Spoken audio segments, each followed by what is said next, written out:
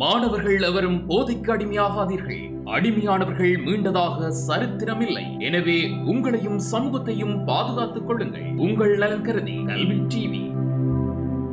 வணக்கம் மாணவர்களே, மீண்டும் டான் குவாலிட்டியுடன் உங்கள் கணக்கு ஆசிரியர் பாலயன். அனைத்து மாணவர்களும் வேண்டுகோளுக்கு நாங்கள் 2022ஆம் ஆண்டிலிருந்து 2019ஆம் ஆண்டு வரைக்கும் கம்பெனி பிரசுர முடி கணக்கு செய்திருப்பேன். நிறைய மாணவர்கள் கேட்டிருந்தார்கள் 2023ஆம் ஆண்டு கம்பெனிக்களை செய்யவில்லை என்று. அவையண்ட திருப்திப்படுத்துவதற்காக 2023ஆம் ஆண்டு கம்பெனி கேள்வி செய்வோம். அதில் என்ன முக்கியம்னு சொன்னால், உங்களுக்கு தெரியும், புதிய பாடத்திட்டத்துக்கு அமைய வந்த கம்பெனிகளில் ஒரு வித்தியாசமான கேள்வி இந்த 2023 வந்த கேள்வி. இப்போ நிறைய மாணவர்கள் இது பரீட்சை நோக்கில் நான் திருத்தும் போது நிறைய மாணவர்கள் 40க்கு 40 எடுக்கப்படவில்லை. நிறைய மாணவர்கள் எடுக்கப்படவில்லை. சொல்லப்போனால் யாருமே எடுக்கிறேன்னு சொல்லலாம். சுருக்கமாக 40க்கு 35 வளமையாக மற்ற 2019, 20, 21, 22 எல்லாமே பாசிட்டிவ் பிள்ளையுமே எல்லா பிள்ளைகளும் 40க்கு 40 சரி, 40க்கு 38, 39, 35, 36 எடுத்தது. ஆனால் இந்த கம்பெனிக்கு 40க்கு 30க்கு மேல் எடுத்தாக்களே சற்று குறைவான ஆக்கள். ஆனால் கேள்வியில் ஒரு மயக்கம் இல்லை. அந்த பரிசோதனை கிரியம் சம்பந்தமான ஒரு புது விடயம் பகுதி 1 கொண்டு வரப்படாமல் பகுதி 2 நேரடியாக கொண்டுவரப்பட்ட விடயமும், மற்றது குத்தகை தொடர்பான இந்த ஆண்டுக்குரிய தவணை பணம் செலுத்தப்படவில்லை, அது அற்று குத்தகை தவணை பணம் காட்டுற அந்த விடயமும், மற்றது விற்பனை உத்தரவாதம் தொடர்பான செம்மையாக்க நீண்ட ஆளுக்கு 2019 பிறகு கொண்டு வரப்பட்டதும், அதான் அந்த செம்மையாக்கண்ட அமைப்பு கேள்விகள் அமைப்பு பெருசாக இருந்தபடியால் நிறைய மாணவர்களுக்கு அது குழப்பம் நிலை ஏற்பட்டது. ஆனால் என்ன பொறுத்த வரைக்கும் தரமான பேப்பர் இந்த 2023ஆம் ஆண்டு பேப்பர். ஆனால் மாணவரை பொறுத்த வரைக்கும் இதில் எந்த ஒரு பிரச்சனையுமே இல்லை. மாணவர் புள்ளி எடுக்கலாம். வேறு இன்னொன்று சொல்லணும், இப்போ 2022ஆம் ஆண்டும் 23 ஸ்கீமை பார்த்துட்டு பிள்ளைகள் கேட்குறியோம். கம்பெனி பிரசுர முடி கணக்குன மாதிரி வடிவம் மாற்றப்பட்டுள்ள ஆண்டு.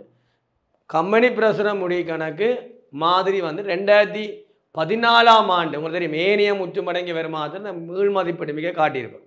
அந்த மீள் மதிப்பீடு மிக காட்டப்பட்டது அந்த 2014ஆம் ஆண்டில் இருந்து இப்போ வரைக்கும் ஒரே மாதிரி வடிவம். அதில் எந்த ஒரு மாற்றமும் இல்லை. அது காரணம் 2022ஆம் ஆண்டு ஏனைய வருமானத்துக்கு ஏன் அந்த செய்கை வழி போட்டு வேண்டும் சார், ஏன் ஏனைய வருமான வரிக்கு ஏன் செய்கைக்க போறியம், ஏன் வளமையாக குறிப்புத்தானே நிறைய பேர் கேட்குறோம், ஆசிரியர் கேட்டிருக்கேன். உண்மையாகவே நான் பேப்பர் மார்க்கிங் போன இடத்துல உண்மையாக பிள்ளைக்கு அந்த குறிப்பு செய்ய முக்கியம்தான், இல்லையான்னு இல்லை. அதால் பிள்ளைக்கு எந்த ஒரு பாதிப்பும் இல்லை. அதுதான் கூறப்பட்டது. ஆகவே நீங்கள் உங்களுடைய ஒழுங்கான மாதிரி வடிவம் முற்றுமடங்க வருமானம் தெரியும் உங்களுக்கு. அந்த 2014ஆம் ஆண்டுலேருந்து ஏனைய வருமானம் என்பது குறிப்பு 1, வரிக்கு முன் லாபம் குறிப்பு 2, வருமான வரி மிக குறை வரும்போது குறிப்பு 3ஆக வரும், ஆதனம் பொறிவனம் குறிப்பு 4, சொத்து பாவனை உரிமை குறிப்பு 5. அங்கால தேவைன்னா போட்டு போகலாம். அவை பலமை மாதிரி விற்பனை கிரியம், மற்ற விநியோக கிரியம், நிர்வாக செலவு, ஏனைய செலவு, நிதி கிரியம் எல்லாம் செய்ய வலிக்க வரும். அப்போ அந்த அடிப்படையில் நீங்கள் இதில் ஒரு குழம்புறதுக்கு ஒரு விஷயம் இல்லை. ஆனால் நிறைய மாணவர்கள் குழம்பி இருக்கின்றார்கள். அவை நீங்கள் தயவுசெய்து எக்ஸாம் எழுதும் மாணவர்கள் தயவுசெய்து குழம்ப தேவையில்லை. ஏன்னு சொன்னால் எக்ஸாமை பொறுத்த வரைக்கும் இது படிப்பிச்ச விடயத்துக்கான் இருக்கு. நீங்கள் இதில் நீங்கள் எந்த ஒரு பிரச்சனையும் படாதீங்கள். அவை 2022ஆம் ஆண்டு அந்த ஏனைய வருமானத்துக்கு ஏற்கனவே மீதி இருந்திருக்கும், கேள்வி வாச்சிருப்பீங்க. அந்த ஏனைய மீதி இருந்தபடியில் அதை சீராக்கிறதுக்காக அந்த விடயம் போடப்பட்டது. ஒழிய மற்றபடி எந்த ஒரு இது விடயமும் இல்லை. அவை தயவுசெய்து கம்பெனி தொடர்பான பிரசுரம் முடிக்கிற மாதிரி வடிவம் உள்ளதை போன்றே இருக்கின்றது. நீங்கள் அதுவும்படி செய்யுங்க. உங்களுக்கு அதில் மாற்றம் வந்தால் அதில் உங்களுக்கு எந்த ஒரு பிரச்சனையும் பெறாது, புள்ளிகள் இழக்கப்பட மாட்டாது, புள்ளியை உரியவாறு கிடைக்கும். குறிப்பு போடையில்ன்றது மார்க்ஸ் வெற்றியில்லை, மார்க்ஸ் குறைப்பதில்லை. அவை நான் பரீட்சை திருத்திறன் அடிப்படையில் நான் சொல்கிறேன், உங்களுக்கு எந்த பிரச்சனையும் இல்லை, உங்களுக்கு புள்ளியில் எடுக்கலாம். வேறு நான் நுணுக்கமாக சொல்வேன், இந்த புள்ளி இங்கே மாத்திரிங்க நான் புள்ளி வேறும். இப்போ கம்பெனியெல்லாம் என்ன பார்த்தீங்கன்னா மாதிரி அடித்து செய்து எல்லாத்தையும் நீங்கள் நிதிநிலைமை கூட மாற்றினா கூட நார்மலாக அவங்க கேள்வி பிழையாக செய்திருந்தால் கூட உங்களுக்கு 40க்கு 20க்கு மேலெல்லாம் வேணும். ஆகவே கண்டிப்பாக நீங்கள் புள்ளி எடுக்கணும். அவை அந்த அடிப்படையில் 2023ஆம் ஆண்டு வினாத்தாளுக்கு போவோம். ரைட், அப்போ அந்த அடிப்படையில் கேள்வி போவோம். இது ஒரு உற்பத்தி செய்யும் கம்பெனின்றதை ஞாபகம் வச்சுக்கொள்ளுங்க, அதான் முக்கியம். வரையக்கப்பட்ட பவானி பொது கம்பெனியானது தனிப்பொருளோட உற்பத்தி செய்யும் உற்பத்தி கம்பெனி உண்டா. கேள்வி வாசிக்க அது விளங்கி கொள்ளுங்க. இப்போ இதுக்கு முதல் பேப்பர்லாம் பொருட்களை வாங்கி நாங்கள் விற்பனை செய்திருப்போம். இது நாங்கள் பொருட்களை உற்பத்தி செய்து பொருட்களை மூலப்பொருளிலிருந்து முடிப்பொருளாக உற்பத்தி செய்து விற்பனை செய்யும். 31/3/2023 உள்ளவாறான கம்பெனியின் சுருக்கிய பரிச்சை மீதி பின்வருமாறு 24 பட்ஜெட்டுக்கு 24 பேர் சரியா 31/3/2024 பேர் வரவு தந்திருக்கு செலவு தந்திருக்கு ஆதனம் பொறிபணம் கிரியம் 85,000 எங்கள் டேட் தரப்படவில்லை. ஆகவே இது இறுதி மீதி இந்த ஆண்டு வாங்கினது சேர்த்தது எல்லாமே காணப்படலாம். 1/22 இது ஆரம்பம் தந்திருக்கு. ஆகவே இது ஆரம்பத்திரண்ட தெய்வு சொத்து பாவன உரிமை அலுவலக கட்டடம் 21,000 தந்திருக்குது. குத்தகை பொறுப்பு அலுவலக கட்டடம் 21,000. நம்ம கருத்து சொத்து பாவன உரிமையை நாங்கள் பதிஞ்சிருக்கிறோம். மோட்டார் வாகன அகற்றல் மீதான ஆதாயம்னு சொன்னால் லாபம், ஆதாயம் என்றால் லாபம் தந்திருக்குது. அடுத்தது விற்பனை தெரியும், விற்பனை கிரியம்னா விற்ற சரக்கின் கொள்வீன்னு தரலாம். பாசிபிளில் விற்பனை கிரியம் விற்ற சரக்கு ரெண்டுமே உண்டு. இருப்புகளை முக்கியமாக கவனிச்சுக்கொள்ளும். இந்த மூலப்போல் இருப்பு இருக்குது, முக்கியமாக முடி போல் இருக்கு, குறைவேல தரப்படவில்லை. அப்போ இது விற்பனை கிரியம் தந்தபடியால் பரிச்சமையில் தரப்படுறது அது இறுதி குறைவேல இருப்பு, இறுதி மூலப்போல் இருப்பு, இறுதி முடிப்போல் இருப்பாக வேறு. அப்போ இங்கே குறைவேல இருப்பு இல்லை என்னபடியால் மூலப்போல் முடிப்போல் இறுதி இருப்பாக இருக்கு. ஏனைய வருமானங்கள் வேறு வியாபார வருமதி கடன் போட்டோம், வியாபார கொடுக்குமதி கடன் கொடுத்தோம், காசு சமானம் தெரியும், கூறப்பட்ட சாதாரண பங்கு மூலம் சரி, நிறுத்தி தீர்மானம் ஆரம்பி தந்திருக்கு, நிறுத்தி தீர்மானம் ஆரம்பி தந்திருக்கு. அவையா சரி. அடுத்தது விநியோக கிரியம் தெரியும், இது கொண்டே விநியோக கிரியம்னு ஒர்க்கிங்ஸில் போடுவோம். நிர்வாக செலவு தெரியும், ஏனைய செலவு தெரியும், நிதி கிரியம் தெரியும். செலுத்திய வருமான வரி தந்திருக்குது. 1/4/22 வருமான வரி ஏற்பாடு, வேறு 1/4/22 உத்தரவாதத்துக்கான ஏற்பாடு சரியான வளம் தந்திருக்கு. இதில் எந்த பிரச்சனையுமே இல்லை. சரி, மேலே தாவல் 31/3/2023 முடிவடையும் வேடத்துக்கான நிதிக்கூட்டை தயாரிப்பதற்கு முன்னர் பின்வரும் தாவல்கள் கருத்து கொள்ளப்பட வேண்டும். சரி, இதை நோமலாக செம்மையாக ஒவ்வொன்று நான் சொல்லி போட்டு இப்போ நான் கணக்கில் வச்சு செய்கிறேன். ரைட், கேட்ட கேள்வி வளமையான கேள்வி. லாபமல நட்டம் மற்றும் ஏனைய முற்றுமடங்கிய வருமான கூற்றும். மற்றது ரெண்டாம் கேள்வி எங்களுடைய வளமையாக உள்ளவான நிதிலைமை கூற்றும். மூன்றாம் கேள்வி எங்கள் உரிமையாமை மாற்ற கூற்றும். மற்றது கணக்கிட்ட கொள்கை அந்த விபர குறிப்புகள் குறிப்பு ரீதியாக வெளிப்படுத்தும். இந்த மூன்றுகளையும் கேட்பான், குறிப்போடு வைப்பான். சரி, அப்போ இலங்கை கணக்கு நியமம் 1க்கு அமைய நிதிக்குறையை முன்னிலைப்படுத்த. சரி, அப்போ மாதிரி நீங்கள் வளமையாக அடிக்கிற மாதிரி நான் சொல்கிறேன். சரி, அப்போ முதல் நீங்கள் அடித்து கொள்வீங்கள். மொத்தம் 5 பக்கம் 4 பக்கம் தேவை, 5 பக்கம் எக்ஸ்ட்ரா அடித்து கொள்ளலாம்.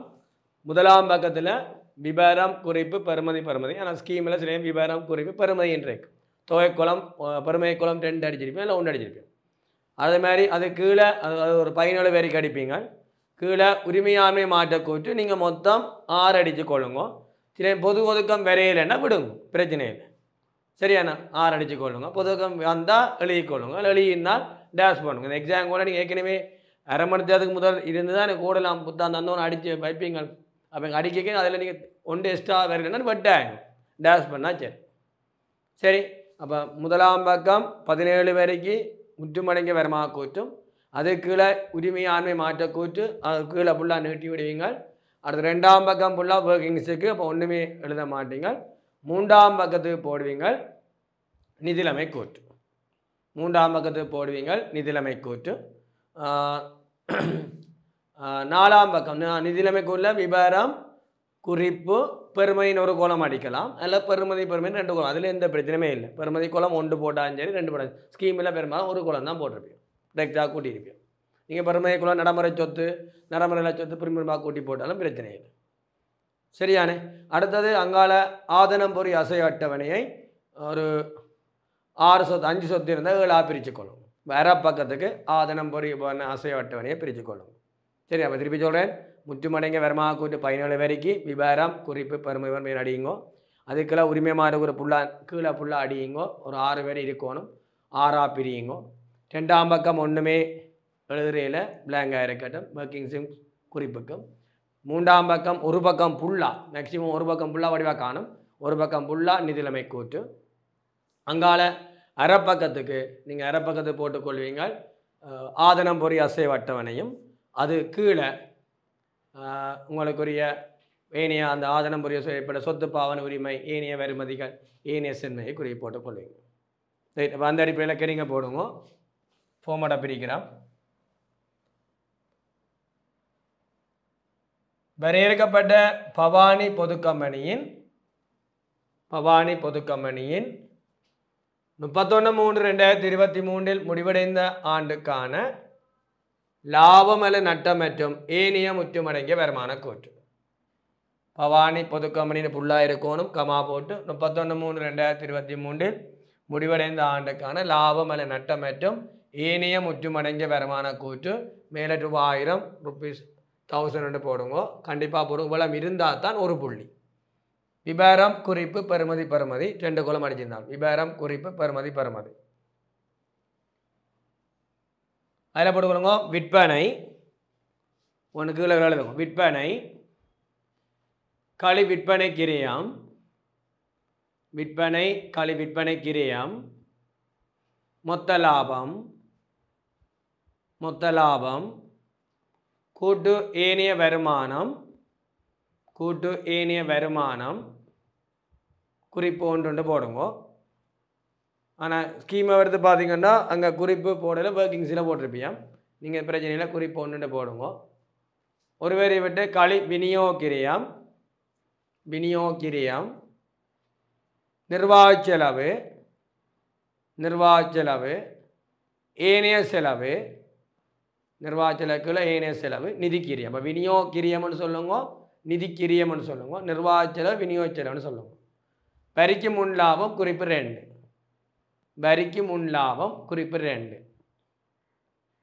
களி வருமான வரி குறிப்பு 3. வரிக்கு முன் லாபம் குறிப்பு 2, களி வருமான வரி குறிப்பு 3. ஆண்டுக்கான லாபம் முக்கியமாக ஆண்டுக்கான லாபம்.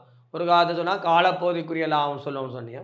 இப்போ ஆண்டுக்குரிய லாபம். நீங்கள் அதில் பிரச்சனை. ஆண்டுக்குரிய லாபம்ன்றாலும் சரி, காலப்பகுதிக்குரிய லாபம் சொன்னாலும் சரி. எனக்கு காரணம் கூட வரிக்கு பின்னு எழுதக்கூடாது. ஆண்டுக்குரிய லாபம் இல்லை காலப்பகுதிய லாபம் ரெடி இருந்தால் அதுக்கு மார்க்ஸ் எல்லாமே இருக்குது. கூட்டு ஏனைய முற்றுமடங்கிய வருமானம்,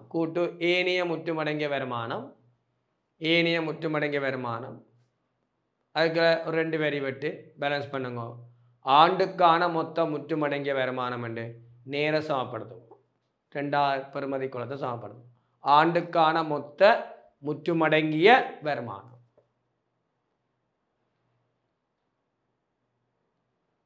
சரியா பிள்ளைகளே? ரைட். அடுத்த உரிமையாண்மை மாற்றக்கூட்டு கேட்டிங் போடுங்க. வரையறுக்கப்பட்ட பவானி பொதுக்கம்பெனியின் 31/3/2023 முடிவடைந்த ஆண்டுக்கான உரிமையாண்மை மாற்றக்கூற்று. இப்போ முற்றுமடங்கிய வருமான முடிவடைந்த ஆண்டு போடுவோம். இதுக்கு முடிவடைந்த ஆண்டுக்கான உரிமையாண்மை மாற்றக்கூற்று விளையக்கொள்ளுங்க. சில பேர் கேட்குற இதுக்கு புள்ளி கொடுக்குறதில்லை தானே, நான் உரிமையாண்மை மாற்றக்கூற்று பிள்ளையான ஸ்கீமில் போட்டு தான் இருக்கு, ஆனால் புள்ளி வழங்கப்படவில்லை. இது காலப்போக்கில் வழங்கினா ஒன்றும் செய்யலாம் போயிடும். ஆகவே நீங்கள் கேறீங்க போடுங்க. இது முதல்ல நீங்கள் எக்ஸாம் பேப்பர் தர முதல் தான் எழுதியெல்லாம் வைக்கிறீங்க. இப்போ டைம் இருக்குது தான். அப்போ பவானி பிஎல்சியின் 31/3/2024 முடிவடைந்த ஆண்டுக்கான உரிமையாண்மை மாற்றக்கூற்று. சரியான உரிமையாண்மை மாற்றக்கூற்று ஸ்கீமில் போட்டிருக்கு, ஆனால் புள்ளி வழங்கப்படவில்லையா. ரூபாய் 1000 மேலே போட்டுக்கொள்ளுங்க. அதுக்குள்ளே கொள்ளுங்க. விபரம் கூறப்பட்ட சாதாரண பங்கு மூலதனம், மீள் மதிப்பீட்டு ஒதுக்கம். இந்த கணக்கில் பொது ஒதுக்கம் தெரியல. அவை நிறுத்தி வைத்த வருமானம் அங்கால மொத்தம். நீங்கள் பொது ஒதுக்கம் தந்தால் பொது ஒதுக்கம், நிறுத்தி வைத்த வருவாய் அங்கால மொத்தம். கூறப்பட்ட சாதாரணம் போடாங்க, ஏன்னா அது எங்களுக்கு ஆரம் மீதி இல்லை. ஆகவே அது இருக்கட்டும். நிறுத்தி வைத்த வருமானத்தின் மீதியை போடுங்க. 24,000 அங்கால மொத்தம் எந்த போட்டுக்கொள்ளும். சரி, இனி 2ஆம் பக்கம் வாங்க. குறிப்புகள் செய்யுங்கள். ஒற்றிய 2ஆம் அடிச்சிங்கன்னா 2ஆம் பிரியும். குறிப்பு 1 ஏனைய வருமானம். ஏனைய வருமானத்துக்கு மீதி தந்திருக்கான்னு பாருங்க. தெரியல. அப்போ குறிப்பு 1 தந்திருக்கு ஏனைய வருமானம். குறிப்பு 1க்கு ஏனைய வருமானம் 2022 தந்திருக்கு. ஏனைய வருமானம் மீதி போடுங்க 2200. குறிப்பு 1 ஏனைய வருமானம் 2200.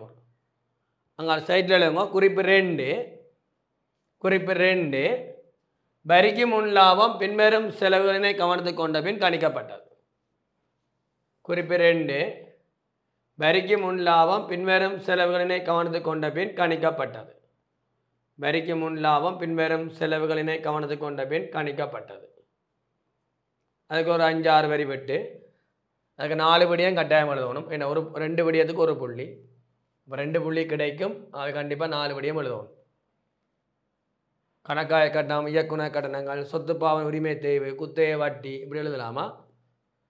குறிப்பு 3 வருமான வரி. குறிப்பு 3 வருமான வரி. குறிப்பு 3 வருமான வரி. குறிப்பு 3 வருமான வரி. அதில் போடுங்க நிகழாண்டு வருமான வரி சக வரி குறை. இந்த முறை பேப்பரில் வரி மிக வரலாம். 2024 காலுக்கு வரி மிக வரலாம். 23 கார வரி குறைவு, வரி பற்றாக்குறை, வரி குறைவு. நிகழாண்டு வருமான வரி சக வரி பற்றாக்குறை. அங்கே போடுங்க செய்கைகள். செய்கைகள். செய்கைகள் அதில் போடுங்க முக்கியமான செய்கைகள் விற்பனை கிரயம். முதலாவது செய்கை விற்பனை கிரயம். மீதி வந்தேன்னு போடுங்க 45,200. விற்பனை கிரயம் 45,200. கொஞ்சம் இடம் விட்டு சைடில் 2ஆக பிரியுங்க. விநியோக கிரயம் 2வது விநியோக கிரயம் மீதி 8,900. மீதி 8,900. நிர்வாக செலவு மீதி 7,500. நிர்வாக செலவு மீதி 7,500. ஏனைய செலவு மீதி 1000. ஏனைய செலவு மீதி 1000. மீதி 1000. நிதிக்கிரயம் மீதி 500. நிதிக்கிரயம் மீதி 500. நிதிக்கிரயம் மீதி 500. ரைட். அங்கால 3வது பக்கம் போங்க. நிதிலைமை கூற்றுக்கு வரையப்பட்ட பவானி பொதுக்கமனியின் வரையப்பட்ட பவானி பொதுக்கமனியின் அடுத்த வரியில் 2 வரிலாம் கெடிங் போடப்பட்டிருக்கா. 31/3/2023 உள்ளவாறான நிதிலைமை கூற்று. இவ்வளவு விடயம் இருந்தால் ஒரு புள்ளி. வரையப்பட்ட பவானி பொதுக்கமனி 31/3/2023 உள்ளவாறான நிதி நிலைமை கூற்று. நிதிலைமை கூற்று. நிதிலைமை கூற்று. அதுக்கலங்க நடைமுறை அல்லா சொத்து மேலே 1000 நடைமுறை அல்லா சொத்து. குறிப்பு பெறுமதி போட்டுக்கொடுங்க. நடைமுறை அல்லா சொத்து ஆதனம் பொறி மற்றும் உபகரணம். அப்படி தான் எழுதணும். ஆதனம் பொறி மற்றும் உபகரணம். குறிப்பு 4. சொத்து பாவனை உரிமை குறிப்பு 5. ஸ்கீமில் அந்த வரிக்கும் இல்லாத குறிப்பு ஒன்று போட்டபடியால் இது குறிப்பு 2 வந்திருக்கு. ஏன்னா வருமான வரியும் ஏனைய வருமானம் செய்யல போட்டது போன முறை. ஆகவே அதில் இந்த மாற்றம் நீங்கள் ஒரிஜினல் இது மாதிரி நீங்கள் போட்டுக்கணும். ஒரு பிரச்சனையும் இல்லை. ரைட். சொத்து பாவனை உரிமை குறிப்பு 5. ஒரு வரி விட்டு நடைமுறை சொத்து. ஒரு வரி நடைமுறை சொத்து. அதில் இறுதி இருப்பு குறிப்பு போடுங்க 6. ஏன்னா இந்த மூலப்பொருள் முடிப்போல் சம்மந்தமாக இருக்க முடியாது குறிப்பு போடுறோம். இறுதி இருப்பு 6. வியாபார வருமதி. வியாபார வருமதி காசும் காசுக்கு சமானவை. வியாபார வருமதி காசும் காசும். இதில் எதிர்பார்க்க நட்டங்கள் படிகள் சம்பந்தமாக வடிவம் வந்தால் அதை குறிப்பு போடலாம். மற்றபடி தேவையில்லை. காசும் காசுக்கு சமானவையும். அடுத்ததில் பேலன்ஸ் மொத்த சொத்துக்கள். மொத்த சொத்துக்கள் கீழே போடுங்க. உரிமையாண்மையும் பொறுப்புகளும். உரிமையாண்மையும் பொறுப்பில் போடுங்க. கூறப்பட்ட சாதாரண பங்கு மூலனம். கூறப்பட்ட சாதாரண பங்கு மூலனம் ஒதுக்கங்களில் நிறுத்தி வைத்த வருமானம். வேண்டால் இந்த மீள்மைப்பு ஒதுக்கம் இல்லாமல் போகுது. அடுத்த பொது ஒதுக்கம் கணக்கில் தரையில்லை. ஆகவே நிறுத்தி வைத்த வருமானம்.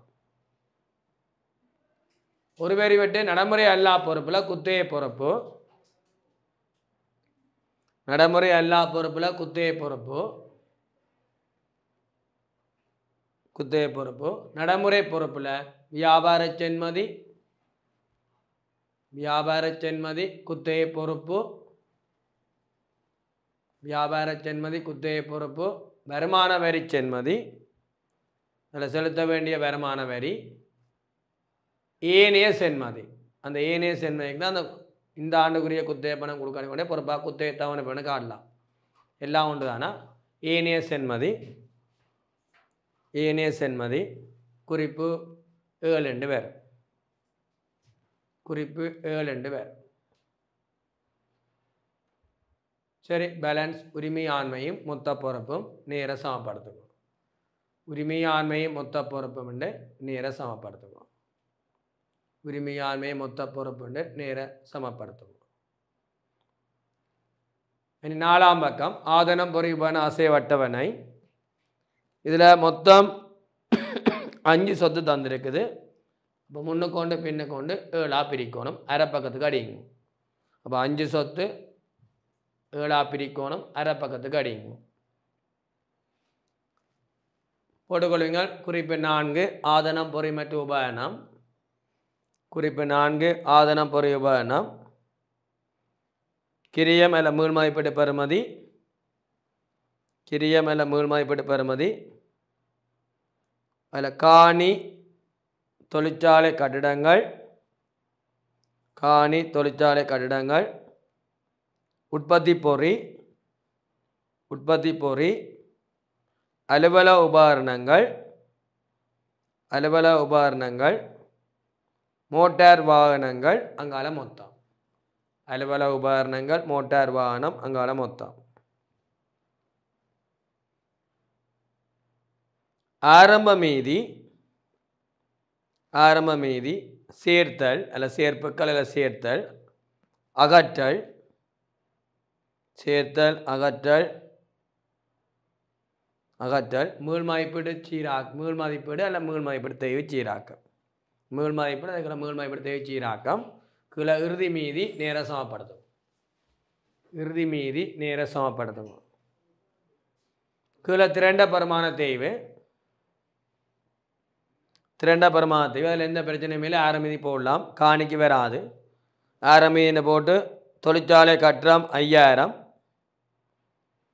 உற்பத்தி பொறி 4000, தொழிற்சாலை கட்டிடம் 5000, உற்பத்தி பொறி 4000, அலுவலக உபகரணம் 3500, மோட்டார் வாகனம் 2100. அது முக்கியம், அந்த மோட்டார் வாகனம் முக்கியமாக 2100. பேலன்ஸ் 14600, 14600, 14600. பெருமான தேய்வு, பெருமான தேய்வு, அகற்றல், மீள்மதிப்பீடு தேய்ச்சீராக்கம், இறுதி மீதி. பெருமான தேய்வு, அகற்றல், மீள்மதிப்பீடு தேய்ச்சீராக்கம், இறுதி மீதி. கீழே போடுவீங்க கொண்டு செல் மீதி. கீழே போடுவீங்க கொண்டு செல் மீதி. குறிப்பு 5 சொத்து பாவனை உரிமை. அதுக்குள்ள 2ஆ பிரிச்சலுங்க. குறிப்பு 5 சொத்து பாவனை உரிமை. குறிப்பு 5 சொத்து பாவனை உரிமை. அதில் அந்த சொத்து பாவனை உரிமையை எப்படி கணிப்போம் என்றால், ஆரம்பி இங்கே இல்லை, அவை நியாயமான பெறுமதி, குத்தகை தொடர்பான ஆரம்ப வைப்பணம், குத்தகை பொறுப்பு, ஏனைய நேர்க்கிரியங்க. அந்த குத்தகை ஆரம்ப வைப்பணம் நேர்க்கிரியம் கணக்கில் தரையில் அவை குத்தகை பொறுப்பு. கீழே திரண்ட பெருமானத்தில் ஆரம்ப திரண்டதவி இல்லை, அவை நீங்கள் தெய்வண்டை போட்டு கழிச்சு விட்டா சரி. குத்தகை பொறுப்பு 2 பேர் விட்டு தேய்வு. கீழே வாரது அதென்ன கொண்டு செல் மீதி. இங்கே குறிப்பு 6 போடுங்க இருப்புக்கள். இந்த 3 வகையான இருப்பு இருக்கணும். இந்த குறைவையில் கணக்கில் தரையில் இருப்புக்கள். அடுத்தது குறிப்பு 7 ஏனைய சென்மதி. ஏனைய சென்மதி.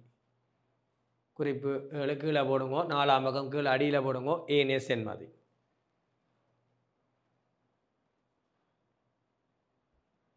ஏனைய சென்மதி. சரியா? ஒவ்வொரு செம்மையாக்களை போவோம். ரைட், ஒவ்வொரு செம்மையாக்களை போவோம். ஏனைய சென்மதி. ரைட், இப்போ உங்களுக்கு இது ஃபுல்லாக வாச்சிட்டேன். முதலாவது செம்மையாக்கள் போகிறேன். நீங்கள் செய்த வச்சுக்கொண்டு நீங்கள் ஒர்க்கப் பண்ணிங்கன்னா சரி. இந்த முதலாவது செம்மையாக்கள் நிறைய பேர் குழப்பம் விளங்கவில்லை, அதுதான் பிரச்சனை.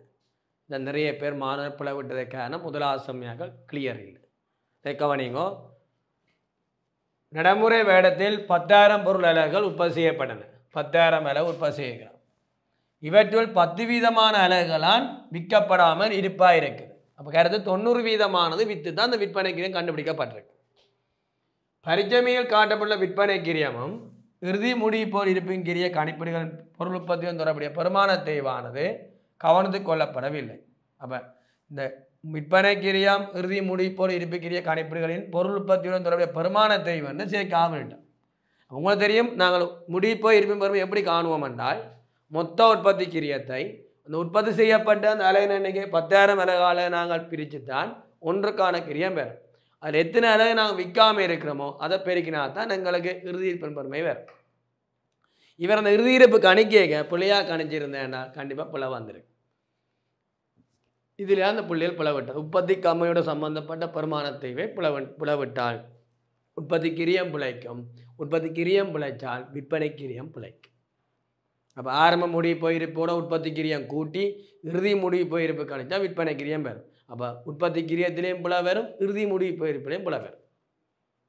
சரி, அப்போ இவ்வளோ தான் சொல்லிக்கு இந்த வணிகத்தின் நடைமுறை வேலை இருப்புக்கள் அவையும் இருக்கவில்லை. அப்போ நடைமுறை வேலை குறைவேலை இருப்புக்கள் ஒன்றுமே இது இல்லையா, குறைவேலை இருப்பு இல்லையா, குறைவேலை இருப்பு தொடர்பாக எந்த வடிவமும் இல்லை. சரி, அப்போ கணக்கு செய்ய கீழே வரைக்கும் பார்ப்போம். கீழே பாருங்க, கம்பெனிக்கு சொந்தமான மோட்டார் வாகனமானது 1/4/22 ரூபாய் 40 லட்சம் ரூபாய்க்கு விற்பனை செய்யப்பட்டது. 4,000 ரூபாய்க்கு 3 வட்டி கேட்குறேன், 4,000 ரூபாய் விற்கப்பட்டது.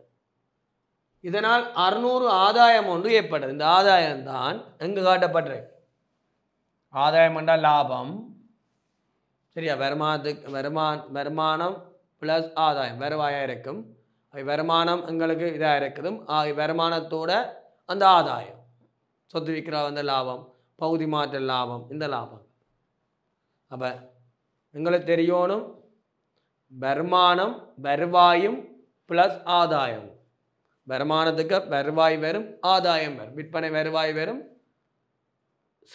வருவாய் வரும் ப்ளஸ் ஆதாயம். ஆதாயம்னா பங்கு லாபங்கள், வட்டி வருமானங்கள், அப்படி சரி. சொத்து விற்பனை லாபம். அப்போ ஆதாயம் ஏற்பட்டது. உங்களுக்கு நார்மலாக தெரியும், சொத்து விற்பனையால் வந்த லாபம் கொண்டே போடுங்கோ 2ஆம் பக்கத்தில் ஏனைய வருமானம்.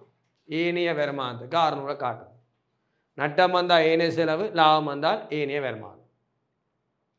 இத்திகதில் மோட்டார் வாகனத்தின் திரண்ட பெருமானத்தை 2100 இருந்தது. இவ்வகற்றலானது சரியாக புத்தகங்களில் பதியப்பட்டிருந்து விளங்கு. அப்போ கனவேற கேள்வி சரிஞ்ச பாருங்க சார், சொத்துண்ட இதில் மோட்டார் வாகனம் தரையிலே சேரண்டா கருத்து ஆரம்பத்தில் வித்துட்டோம். அப்போ நாங்கள் ஒன்று செய்யணும், ஒன்றும் செய்ய தேவையில்லை. அந்த அசைவு அட்டவணையில் பார்த்தீங்கன்னால் உங்களுக்கு தெரியும் எவ்வளோ கிரியம்னு தெரியாது. அப்போ கொண்டு செல் மீதி எப்படி காண்றேன்னா கிரியத்திலிருந்து திரண்ட தெய்வ கழிக்கணும். அப்போ எங்களுக்கு திரண்ட பெருமானத்தை தெரியும் 2100, கிரியம் தெரியாது. ஆனால் தியரி ஒன்றுக்கு கொண்டு செல் மீதிலும் பார்க்க எவ்வளோ கூட்டி விற்கிறோமோ அது எங்களுக்கு லாபம். அப்போ எவ்வளோ 600 ரூபா லாபம் வருது, 4,000 ரூபாய்க்கு விற்கிறபடியால் என்றால் அந்த கொண்டு செல் மீதி எனக்கு 3,400 இருந்திருக்கு. 3,400 நாங்கள் 4,000 ரூபாய்க்கு விற்க தான் எங்களுக்கு 600 ரூபா லாபம் வந்துருக்கு. அதுதான் கொண்டே போடுங்கன்னு சொல்லிட்டு 2ஆம் பக்கத்தில் ஏனைய வருமானத்தில் மோட்டார் வட்ட லாபம்னு போடுங்கன்னு சொல்லிட்டு. அப்போ இங்கே எங்களுக்கு 4,000 என்றால் அந்த கொண்டு செல் மீதி எவ்வளோ இருக்கும், 3,400 என்றால் கிரியம் எவ்வளோ இருக்கும் என்றால் நீங்கள் சேர்த்து விட்டீங்க என்றால் 5,500 வரும். அப்போ 5,500 ஆதனம் பொறி அசைவிட்டு 4ஆம் பக்கத்தை எடுங்கோ. மோட்டார் வாகனம் குளம் போட்டிருப்பீங்க, அதில் ஆரம்ப மீதியில் 5,500 போடுங்கோ. 4ஆம் பக்கம் எடுங்கோ, ஆதனம் பொறி அசைவட்டவனை எடுங்கோ, அதில் 5,500 போடுங்க. 6ஆம் மீதி அகற்றலுக்கு நேர 5,500 பிரகெட் பண்ணுங்கோ. ஆவே 0 இறுதி மீதி. ஆரம்பத்து 2,100 போடுங்கோ. அகற்றலுக்கு நேர 2,100 கழியுங்கோ. இறுதி 2,000 ஆவே கொண்டு செல் மீதி 0. அப்போ சில பேர் நாங்கள் இடையே ஒரு 5,500 சொத்துல ஒரு 500 தான் விற்போம், அதில் 1,500 தான் விற்போம். இங்கே முழுமையாக விற்கிறோம். முழுமையாக ஆரம்பத்தில் விற்றபடி இந்த ஆண்டு தேவை கூட வராது. அப்போ இந்த ஆண்டு தேவை வராட்டி எங்களுக்கு எந்த சிக்கலும் இல்லை, இந்த ஆண்டு தேவை கூட இல்லை. ஆகவே 5,500 5,500 கழிச்சா 0, 2,100 2,100 கழிச்சா 0. ஆகவே ஏண்டால் சொத்து விற்கும் போது கிரியம் வெளியேற்றணும், 2வது திரண்ட பெருமானத்தை வெளியேற்றணும். சரியா? திரண்ட பெருமானத்தை வெளியேற்றணும். இது ஆரம்பத்தில் இருந்து அப்படியே விற்கிறபடியால் திரண்ட பெருமானத்தை கழித்தால் இறுதியில் வார கொண்டு செல் மீதி பூஜ்ஜியமாக இருக்குது. அப்போ இறுதியில் காணப்படுற கொண்டு செல் மீதி பூஜ்ஜியம் என்றால் அவை கொண்டு போன கழிச்சா அந்த எங்களுக்கு புல்லாக வித்திட்டம் என்றால் அப்போ கொண்டு செல் மீதி எவ்வளோ வரப்போன்றால் 3400 வரப்போகுது. 3400 நாங்கள் 4000 ரூபாய்க்கு விற்க 600 ரூபாய் ஆகும். அப்போ தெய்வம் ஒன்றும் போட மாட்டோம். சொத்தசை அட்டவணையில் மட்டும் கிரியத்தை ஆரம் மீதி 5500 போட்டு அகற்றலுக்கு நேரம் 5500 கழிச்சு பூஜ்ஜியம் கிரியம் திரண்டபுரம் மாதத்தில் ஆரம்பம் தந்துக்கு 2100. அந்த 2100லேருந்து அகற்றலுக்கு நேரம் 2000 கழிச்சால் இறுதி பூஜ்ஜியம். அது இறுதி கொண்டு செல் மீதி பூஜ்ஜியமாக வரும். கிளியரா? கிளியரா?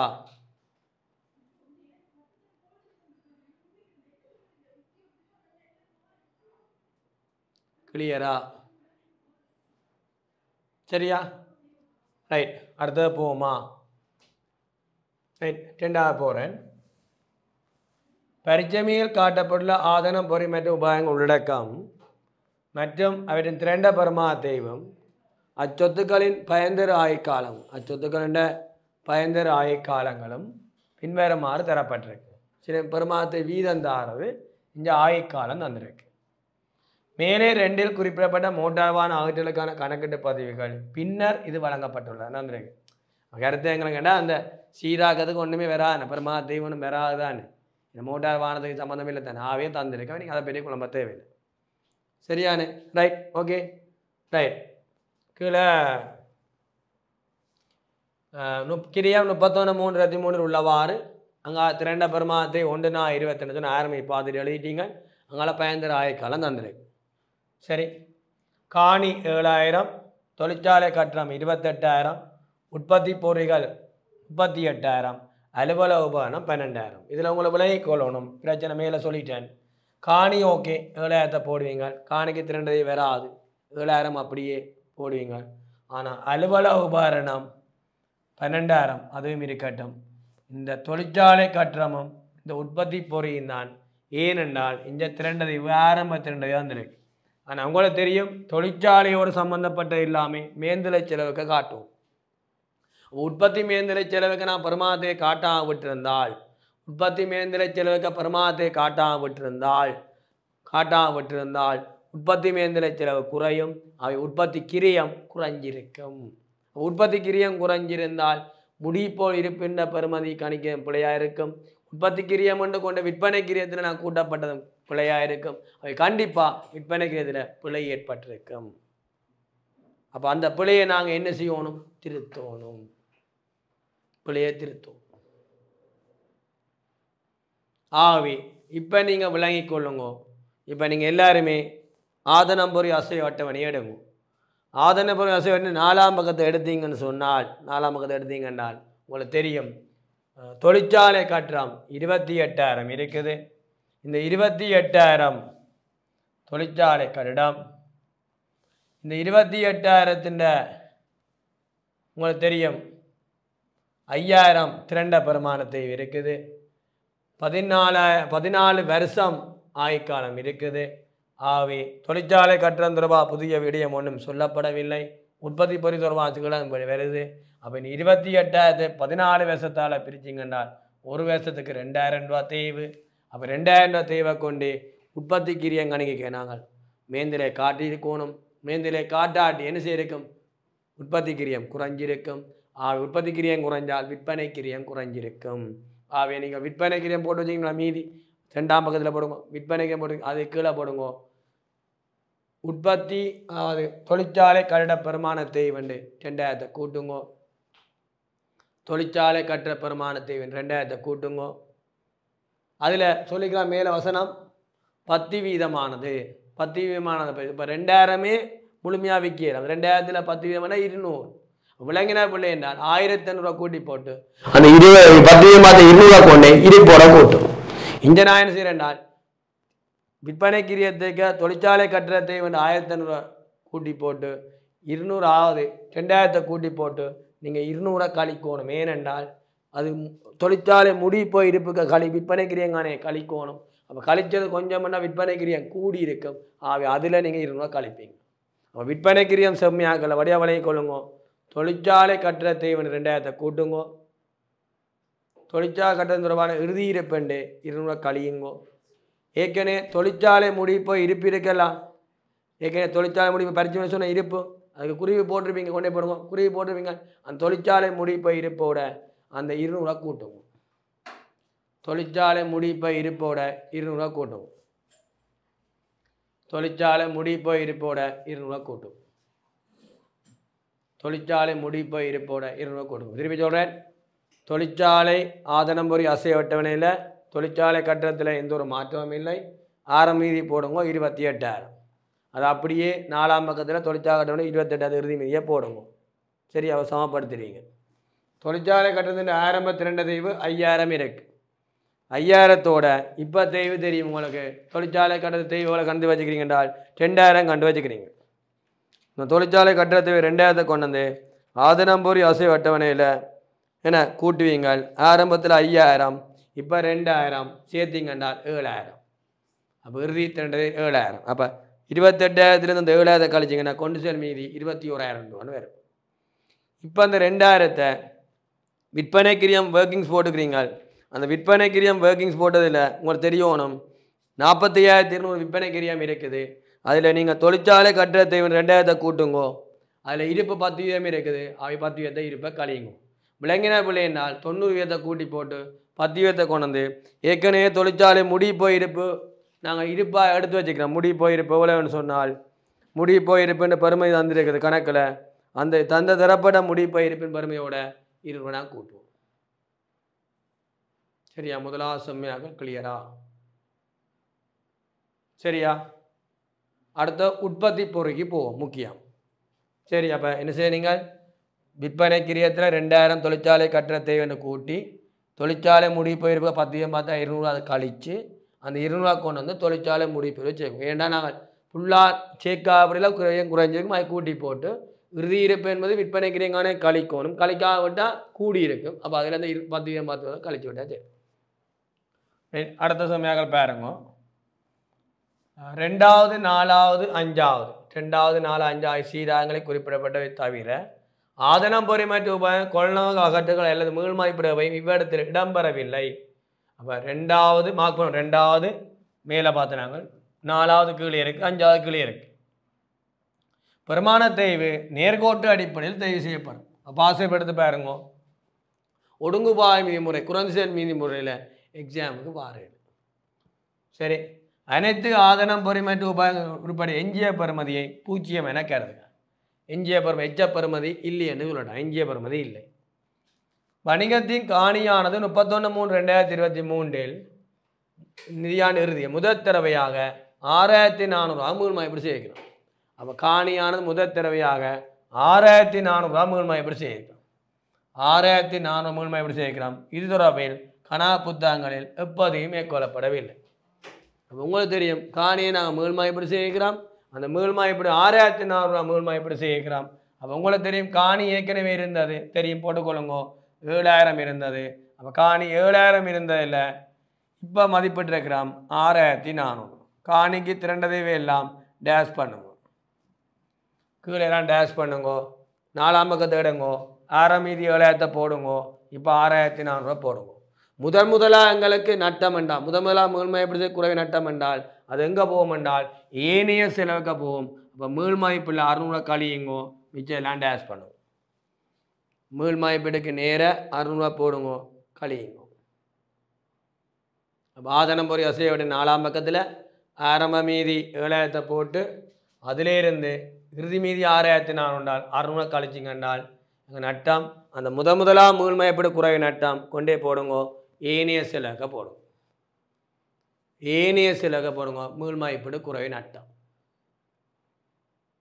சரியா? விருப்பம் பண்ணால் வெளிப்படுத்தலுக்காக இந்த மீள்மையப்படி குறைவு நட்டத்தை நீங்கள் கொண்டு வந்து எங்கே போடலாம் என்றால் குறிப்பு 2ல் வரைக்கும் முல்லாம் பின்வரும் செலவினை கவனத்துக்கு கொண்டு போய் கணிக்கப்பட்டிருக்கு அதில் கொண்டே 600 காட்டும். ஆகவே இதில் நான் கம்பெனியில் 2 வீடியோஸ் கொண்டு போவேன். அடுத்த வீடியோவில் முழுமையாக கேள்வி பார்க்கப்படும். இன்றைய நேரம் முடிவடைந்தபடினால் அடுத்த வகுப்புக்காக காத்திருங்கள். மீண்டும் ஒரு சந்திக்கும் வரை உங்களை விடைபெற்றுக் கொள்கிறேன். உங்கள் கணக்கெட்டு ஆசிரியர் பாளையன். நன்றி, வணக்கம். கல்வி டிவியில் புத்தம்புது நிகழ்ச்சிகளை உடனுக்குடன் பார்த்து மகிழ எமது Facebook மற்றும் YouTube பக்கத்தை லைக் செய்யுங்கள்.